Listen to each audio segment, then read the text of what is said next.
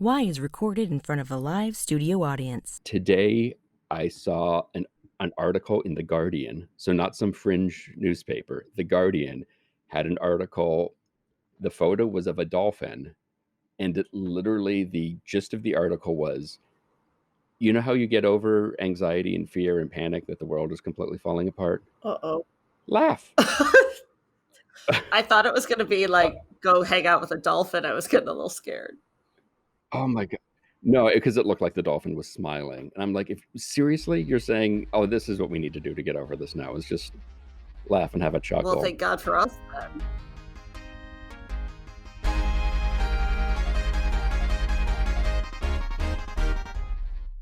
This is Why, with your hosts, Heidi Hedquist and Luke Poling. I don't know. I mean, maybe we bring her on and she tells nothing but flattering stories, but I doubt it very much so. Well, we could just, but it's only fair. It would be fair, but I'm not. But we can talk about partially, ballroom dancing. right? And we can talk about opera with your mom. Right. It's supposed to be a very musical Yeah. extravaganza. Oh, that's going to be, I am so excited now. I didn't even think about it, but yeah. Because people talk about like the blues of January and February because the joy of the holidays is over and you have nothing but cold weather. This is second Christmas, frankly. It's going to be something. Oh my God. Yeah. It's got just the exact same feeling of awkwardness and. So would the two of you be in the same room, or would you just let me talk to her one-on-one? I'm not sure yet. Is this going to be like when we talk to Tawny and one of us is just a third wheel in this conversation? Maybe. I have so many questions.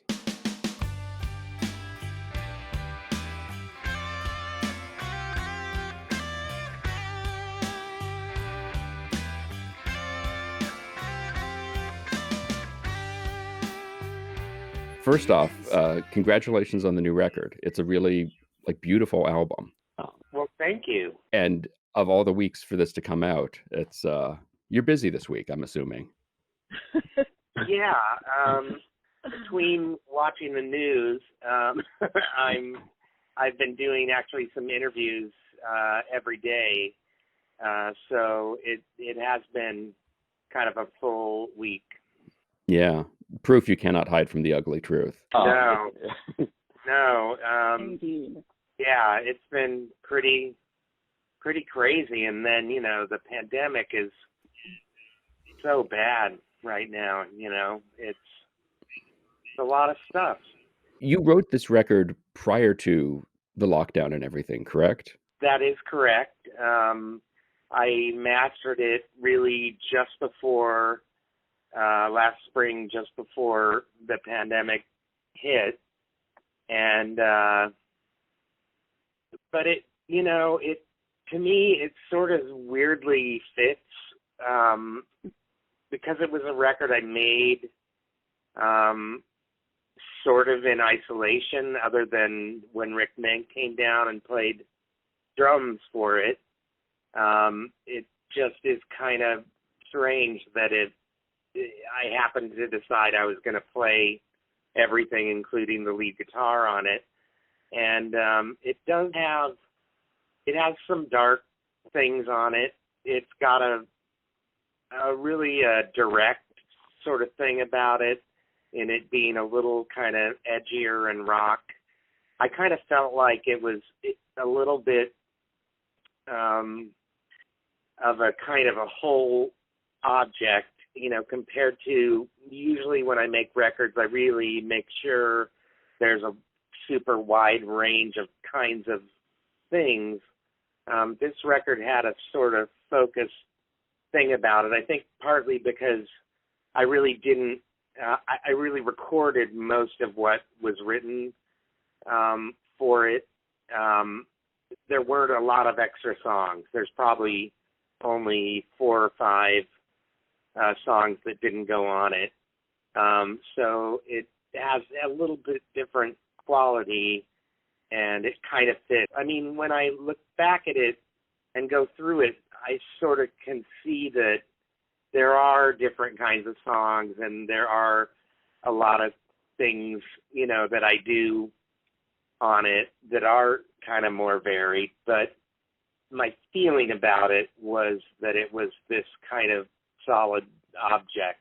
And, you know, a lot of people have, you know, got creative during the pandemic and did sort of creative endeavors during it. For me, because I had just finished this record, it was really different. You know, I sort of spent most of the year kind of consuming stuff, you know, just watching tons of movies and TV shows, and in a way it's not that different for me because I tend to not be very social. I don't really go out or go to parties or have a whole lot of friends or anything. It's just kind of my wife when she gets off work each day. So in a strange way, it's not really different. But then, you know, with everything that's been going on, it added a sort of a stress and weirdness to everything. And I guess the bright spot is that I was able to get the album placed with Omnivore Recordings putting it out, and I was really hoping to do something with them at some point. So that's a kind of happy occurrence. And I guess, you know, working on the cover for it was, you know, sort of an artistic endeavor. The cover's amazing. I love the cover. I mean, I love the album, obviously, but the cover, it's fantastic. Well, you must like cats, okay, or be scared of them. No, I love them. Not in a creepy way, but I do love cats. I'm not afraid of them at all. I love them, you know, in a creepy way. Yeah, I get that. I do get that. Not really, but I'm cat obsessed. We have 3 cats, but I've always had cats. We have, you know, unearthed photo after photo of me, you know, when I was 6 or 7 or 8, holding various different cats, you know, kind of like out in the front yard or driveway or something. So we had a lot of them around when I was a kid. But as an adult, you know, I've only had indoor cats and kind of moved all over with them. We've been through, you know, a lot of them. When I titled Catspaw, partly I was remembering this episode of Star Trek from the 1960s, you know, what they call the original series, TOS. And they had an episode called Catspaw that was a little bit like it wasn't a Halloween episode officially, but it had kind of things I liked. My birthday was in October, Yes. and I always kind of had Halloween-themed birthdays. It was sort of Me my favorite holiday. Me And too. in the Catspaw episode, they have, you know, a giant black cat that terrorizes the crew. They have, you know, some witches around a cauldron, and all of them are kind of being created by a alien entity that's trying to scare them. But it always kind of stuck in my head, that big black cat that they built like little hallway sets to have it walk through so it looked giant. And when I decided to use the title, I kind of went back and looked at stuff from the episode. I am going somewhere with this. Great. I love it. One of the clips one of the still photos from it that I really loved was just the black cat sort of hissing and looking really menacing, kind of. And my original idea was I'll get the picture of this cat from Catspaw, the episode, and kind of I couldn't really get my management or anybody to sort of pursue trying to get that particular cat. But the art director at Omnivore came up with these great couple of stock photos that sort of captured exactly what I was looking for. So it was Awesome. it was a happy situation where the album cover I felt came out great too. They did. Are your own cats jealous that they didn't make the cut to be on Well, the album? one of our cats does make it into the artwork, but he's no longer with us, unfortunately. But at one point, we had this kitty named Robbie, and he was a really pretty, what they call a marble Bengal, not with spots, but sort of all swirly. And my wife took a photo of just his feet at one point long ago, and she sort of used like a filter of a Polaroid, and she kind of always had that photo, and we used it on the inner artwork. So it, particularly on the vinyl, it's really striking when you pull it out, are his legs and feet, which are very beautiful. So there is a cat of ours in there, and then it's in the booklet too that's inside the CD. But I guess that was as close as it got. I had a few, when a cat yawns, it sort of looks like the cover of Catspaw. Yes. Sometimes I look at it and I think, he's just bored, yawning. I hope nobody gets that, from the cover. But I did have several of those of my current cats, but none of them was quite the right thing. None of them are black cats, for starters. And but I do have sort of that shot of a lot of my cats from over time. You catch them just when they cry or when they yawn, they look kind of like that. Cats are poor collaborators when it comes to giving you what you need. That's true. Yeah.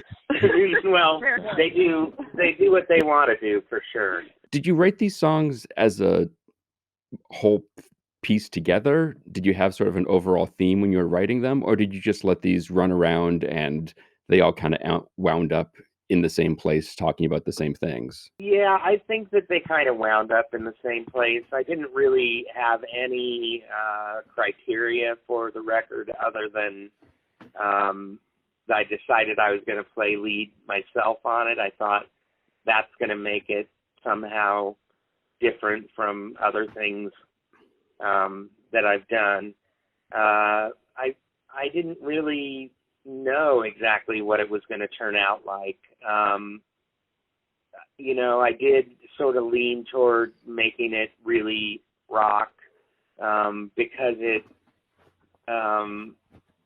also had some subjects that were a little bit darker, edgier. That sort of seemed the obvious way to go because it was simple in the bass drum guitars kind of way. I didn't really add much of any other instruments. I think maybe there's a piano on a thing or two. Other than that, it's all guitars. So, yeah, I would say it's just kind of what popped out. When I'm in the mood to write and record, I'll kind of listen through little ideas that I've built up.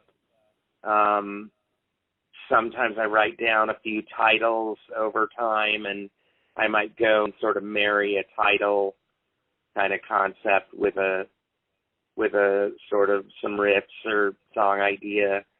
Sometimes they come all at once, and there's both, But like I said, I sort of didn't overwrite for it. I kind of recorded what I had, which sort of put a natural kind of limit on what it was. You just mentioned that you played all of the lead guitar on this.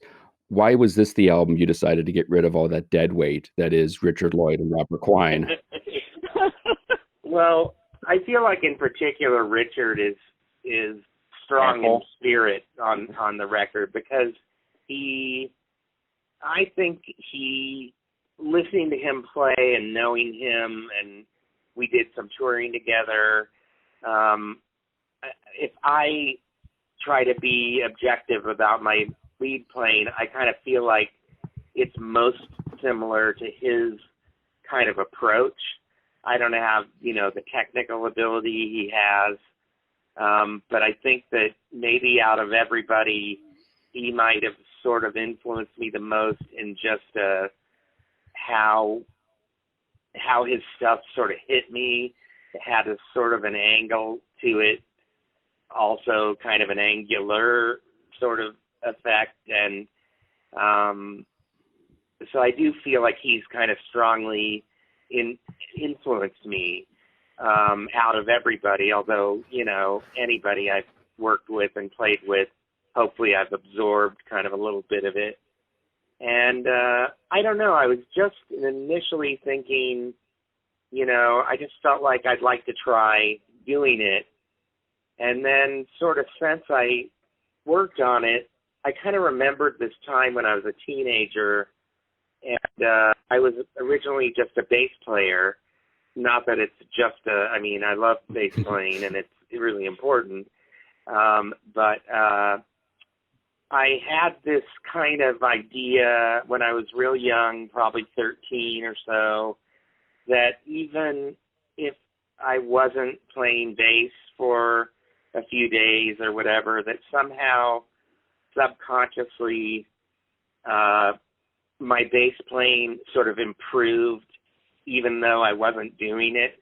It was sort of in my mind improving in the background. And I remembered that I had a thought at that time once where I wondered, when I'm old, will I just be able to play like lead guitar, even though I was never taught? Will I just sort of absorb it and kind of know how to do it? And so strangely, I was sort of bringing to fruition that little thought I had when I was young, what would happen if I tried to play lead once I've been around a lot of it kind of all my life.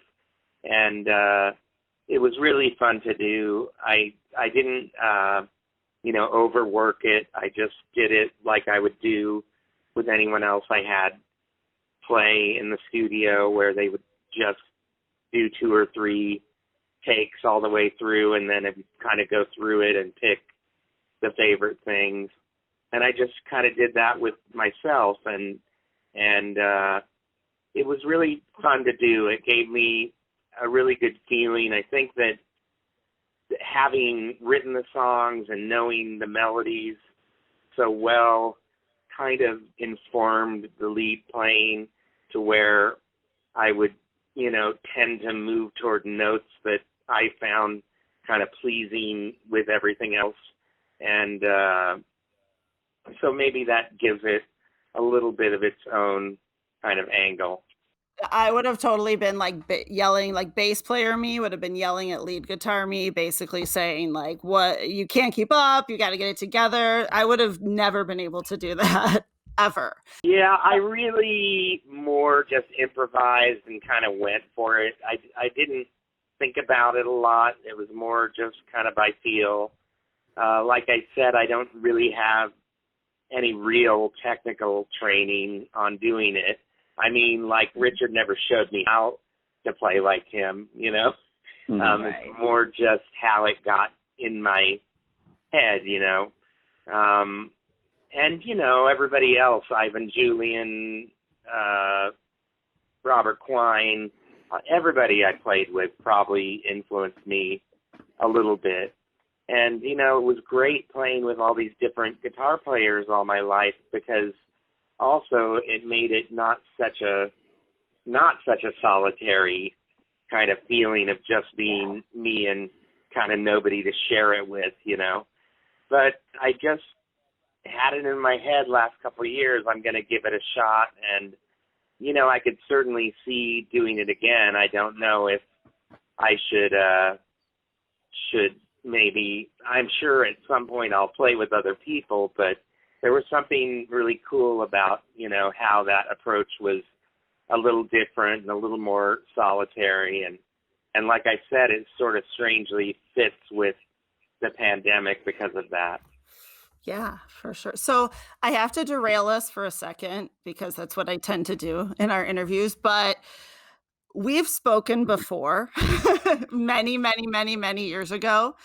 And I'm experiencing the same feeling I felt at that time. So when I was in college and a young journalism major, I was obsessed with you, not in a creepy stalker way, but just everything you did was the greatest thing ever, like helped me survive the 90s. And you were the first famous person I ever interviewed. And you were coming to perform here in Detroit. And I was so nervous and you made me so comfortable. And we talked about Nebraska because my cousins live there. And it's so funny because 25 years later, I have the same nerves talking to you. Oh, don't feel nervous. Well, you know, I kind of am a nervous, afraid kind of person, so I feel a lot of empathy, you know, for if someone is feeling that way. I want to, you know, make them realize they should feel at ease and not worry about it. You know, as an artist, I think I'm different than a lot of people in that I never wanted to like be on stage and have everyone looking at me and that sort of thing. I really love doing music, but it was born more out of being alone and making multi-track tapes. And I really had to, you know, jump in the cold pool when Girlfriend came out and became successful. And I had to like go and be out playing all the time and be talking to people all the time. You know, that at that point in the record industry, it was still a very strong, you know, time. And so there was just a lot to do and a lot of things, you know, between in-stores and interviews and going to radio stations kind of all the time. You know, I got sort of a crash course in, you know, what it meant to really be out there working to promote something and of mine. And, you know, I have bipolar disorder, which I didn't know really in those first kind of Girlfriend, Altered Beast, 100% Fun. I just didn't know that that's what my affliction was, you know, so I had a lot of kind of conflicting feelings and stuff at the time that made it, you know, harder for me to just have a pure experience of like playing for audiences and being able to appreciate, you know, what they were feeling. I was a little more, you know, stuck inside my own kind of, you know, world. And, you know, once I was treated, which wasn't till kind of after the turn of the century, maybe kind of around 2002, maybe, then I was able to kind of see more clearly and enjoy myself more in seeing the people who came and really cared about the music, and it became more special to me, you know, as well. Sure.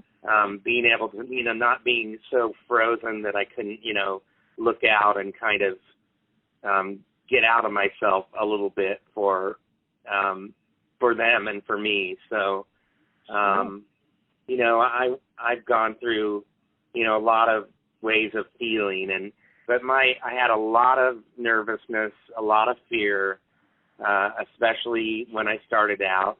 As a kid, I really feared, you know, got very nervous, you know, going on stage, and early on, and when I was touring, it was the same way. I would sort of drink a lot to kind of steel myself for it. I never really drank like after shows, but before and during, I would have to get, you know, a couple beers in me and maybe a couple shots of tequila or something, and then I would just kind of put my head down and go for it. But I guess I've wandered off from your original comment, which is really what I just mean to say is I feel for people who might be nervous, and I really want to help them not be nervous, you know.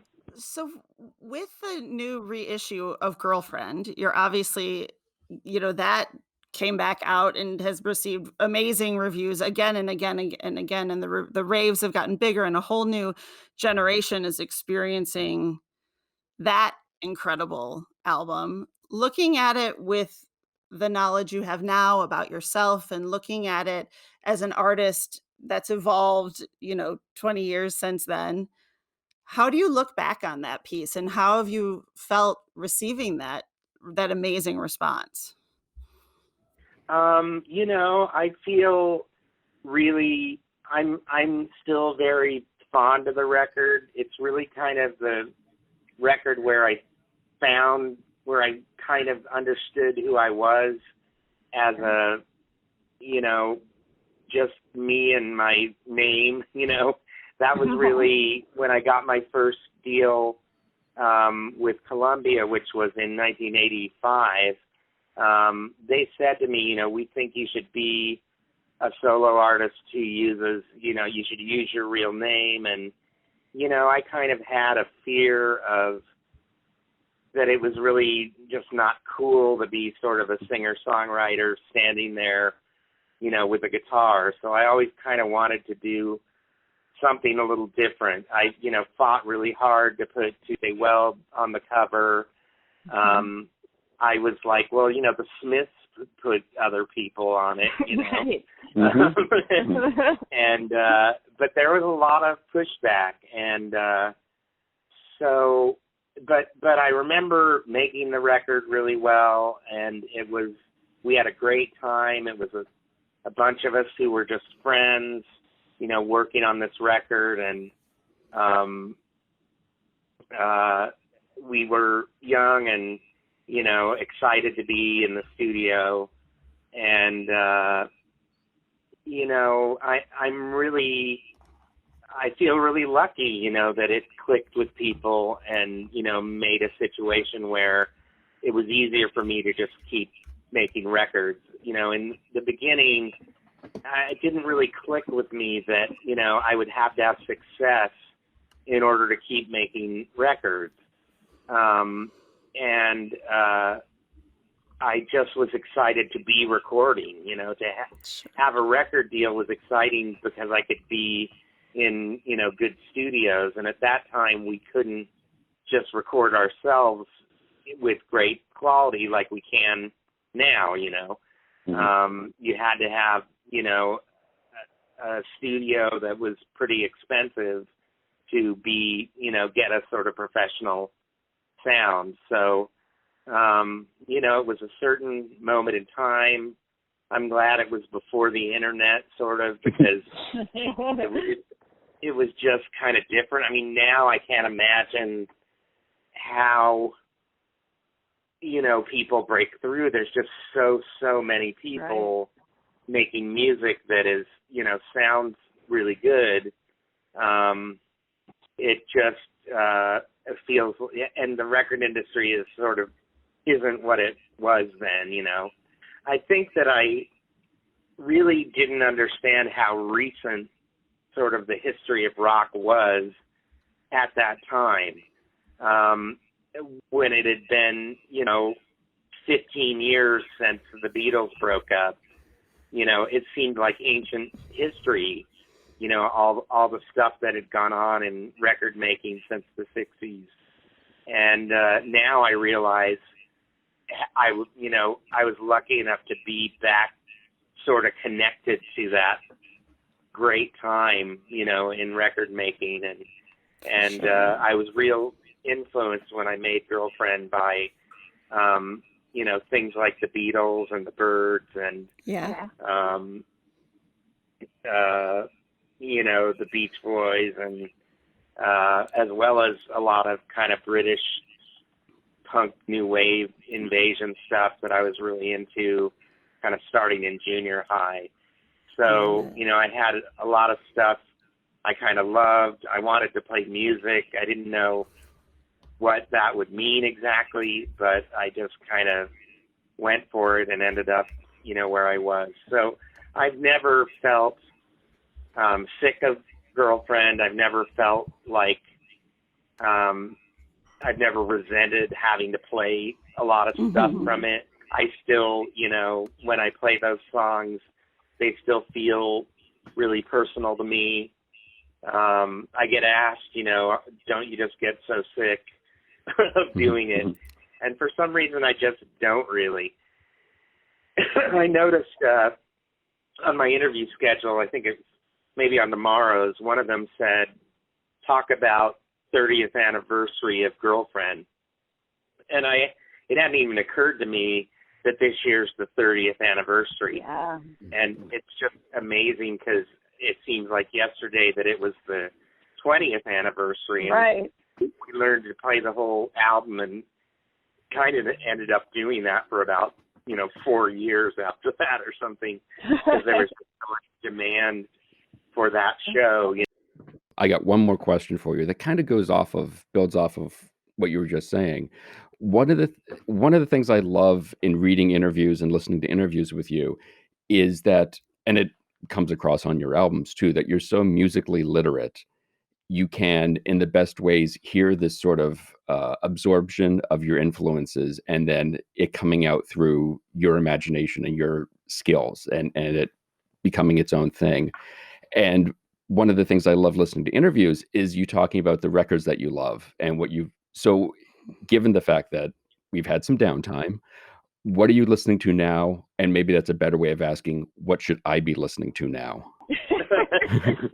Boy, it's sort of like I'm a bad person to ask, because what happened is once I started kind of having a career that took up my time, I really never really was a music fan in the same way since then.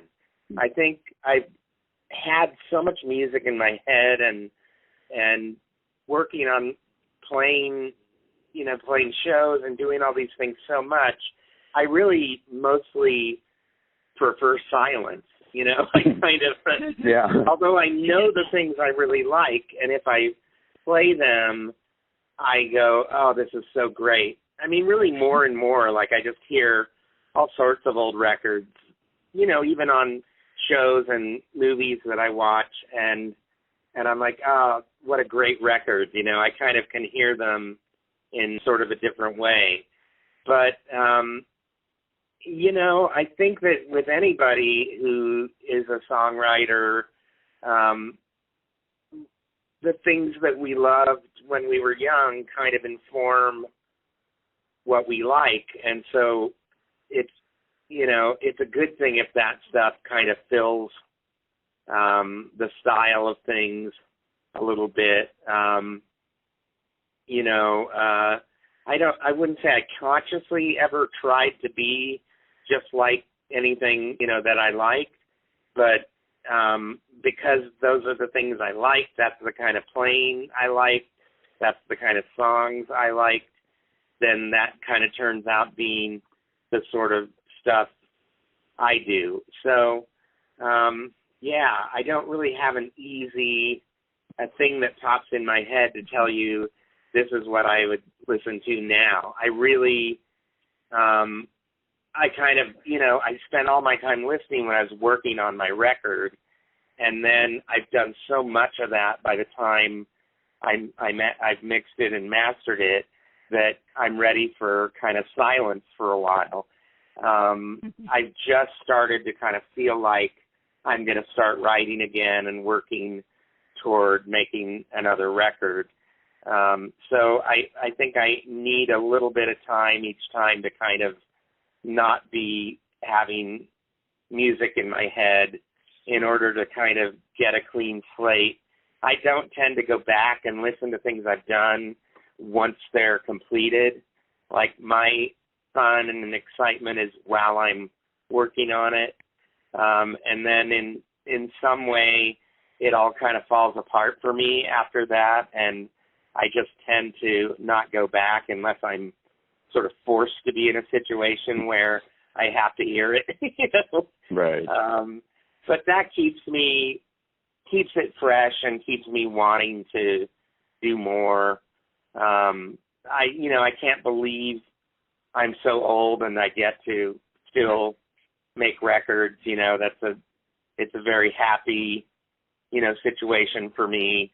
And I always really respected people who, to me, that were real artists who were going to make records no matter where they were at, in their career, no matter how old they got, they were still going at it. And, I was always thought, those people are real artists, and so to have just gotten through so much time, it's just it's crazy how fast, that it goes, as you guys know, time just goes by very quickly, you still just find yourself in the future again and again, and kind of looking back to where you've been, Yeah. So I just listened to Big Star's #1 record and maybe Altered Beast and call it a day. Yeah, it'd be good. Well, I love those.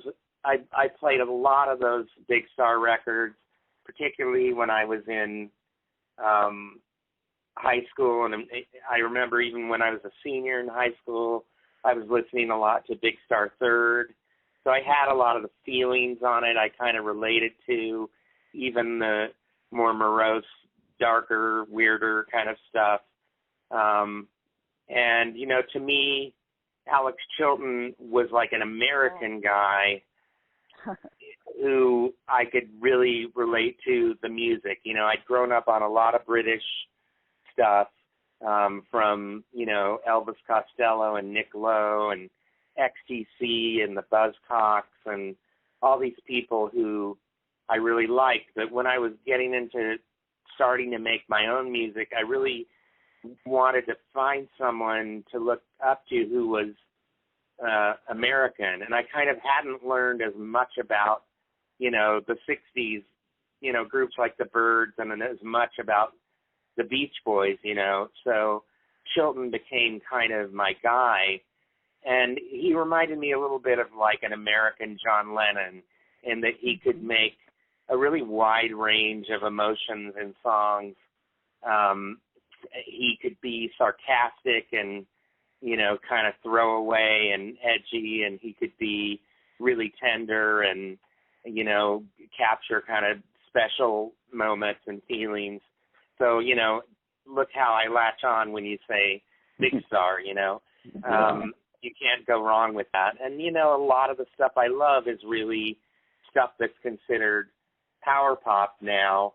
And, so I don't mind being called that because it's kind of like all the stuff I like is sort of power pop. Yeah. You can't go wrong with power pop.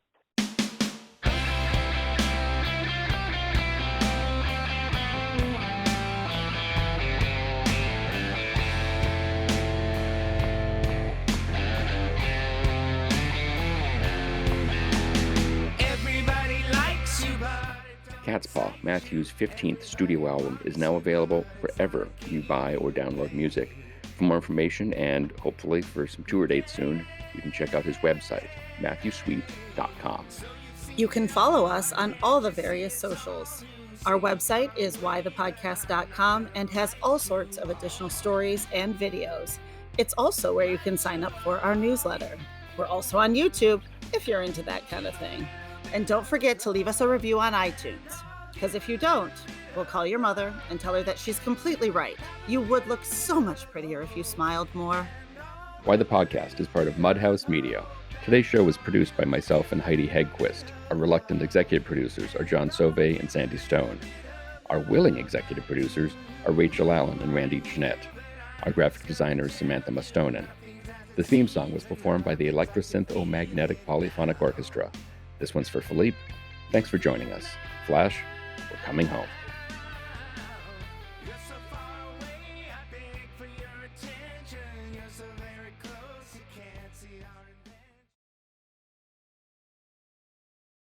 Nigel, is that you? Are you here, Nigel?